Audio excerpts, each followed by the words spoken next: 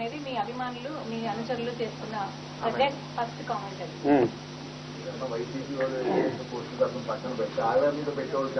ఉంటారు, తప్పులేదు. దీనికి మీరు అడిగిన దానికి చాలా న్యాయంగా అడిగారు. దీంట్లో మా పొరపాట్లు ఎక్కడున్నాయి కూడా మేము once and for all clear చేయదలుచుకున్నాం. అసలు అది నేను ఇచ్చిన స్టేట్మెంట్లు రాధా స్టేట్మెంట్లు ఇచ్చాడు. తెలుగుదేశం పార్టీ మా నాన్నగారిని పొట్టం పెట్టుకుంది అని చెప్పినప్పుడు మేము ఆవేశాలతో మాట్లాడే మాటలు. ఇప్పుడు ఇందాక చెప్పాను, ఒక విగ్రహావిష్కరణకి వెళ్తే అన్ని పార్టీల వాళ్ళు వచ్చారు అని చెప్పనేది. సేమ్ మీరు అడిగినట్టుగానే ఇప్పుడు వైఎస్ఆర్ కాంగ్రెస్ పార్టీ వాళ్ళు లేదంటే జనసేన పార్టీలు ఇంకొకళ్ళు కొంతమంది అడిగారు, అన్నా నీ రాజకీయం కోసం అని చెప్పని మేము మాకేమన్నా సంబంధం ఉందా? కొంతమంది వ్యక్తులు చేసింది మొత్తం మా అందరికంటే అంతకట్టి నేను ఏదైతే స్టేట్మెంట్లు ఇప్పుడు ఇచ్చాను అసలు ఇది వాళ్ళని అడగటం జరిగింది. అది దీనికి మాకు ఎటువంటి సంబంధం ఉండాల్సింది. మీరు మీ నాయకుడి దగ్గర మెప్పుంటానుకో, మీ ఆవేశాలు మీరు వెలగక్కోవటానికో, మా అక్కడ ఉన్న పరిస్థితుల రీత్యా మేము ఒక్కొక్క పార్టీలో ఉన్నాం, తెలుగుదేశం పార్టీలో ఉన్నాం అని చెప్తున్నారు. అసలు నిజమే అనిపించింది అసలు ఇది.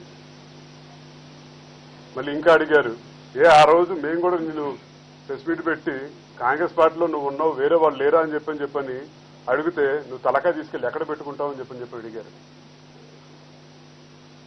నిజంగా నాకే బాధ అనిపించింది. అంటే మా రాజకీయం కోసం మేము చేసిన పొరపాట్లు ఆవేశంగా అందరినీ రెచ్చగొట్టి చేసుకుంటూ వెళ్ళాం.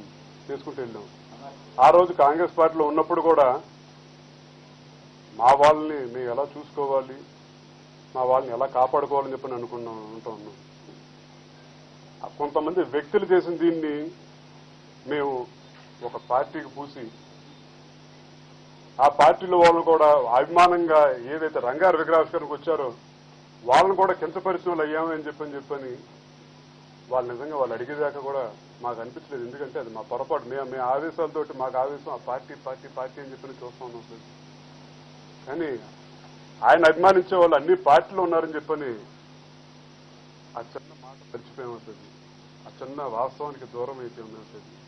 అది మాలో ఉన్న పొరపాటు మీద బహిరంగంగా తప్పు చేస్తే ఒప్పుకోవడానికి భయపడే ఇది కాదు సార్. ఇది ఆయన అభిమానించే వాళ్ళు ఇవాటికి అన్ని పార్టీల్లోనూ ఉన్నారు, ఎల్లప్పటికీ ఉంటారు. అది ఇందాకని చంద్ర అడుగుతూ ఉన్నారు, ఏ పార్టీ అని చెప్పని తెలుగుదేశం వాళ్ళు వచ్చి ఆహ్వానించారని చెప్పని.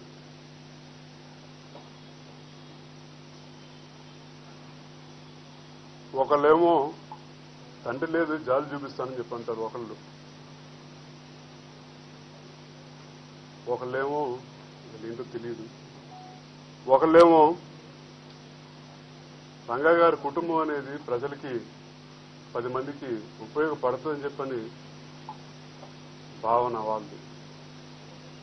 10 మందికి ఉపయోగపడతారు వీళ్ళు అంటే ఈ వ్యవస్థ ఒక రాధా అని చెప్పని ఒక వ్యక్తి కాదు, ఇది రంగా గారిది అనేది ఒక వ్యవస్థ, 10 మందికి ఉపయోగపడే వ్యవస్థ అని చెప్పని వాళ్ళు భావించారు కాబట్టి ఆహ్వానించడం జరిగింది. ఇవాళ నేను చెప్పి మీకు నచ్చచ్చు నచ్చకపోవచ్చు, కానీ ప్రతి మనిషికి దేవుడు ఆలోచన శక్తి ఇచ్చారని చెప్పి అనుకుంటా ఉన్నాను. లేకపోతే అది మీ కర్మ, మీ దౌర్భాగ్యం చెప్పని కూడా భావిస్తూ ఉన్నాను. ఒక రాష్ట్ర ముఖ్యమంత్రి నిజంగా